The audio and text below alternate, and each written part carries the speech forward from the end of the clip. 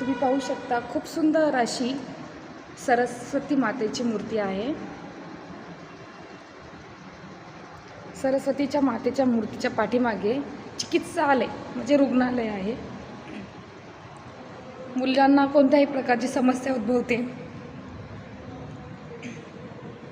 तेव्हा या रुग्णालयाची सोयसुद्धा आहे। इथे औषध मिळण्यासाठीचा एक कक्ष आहे।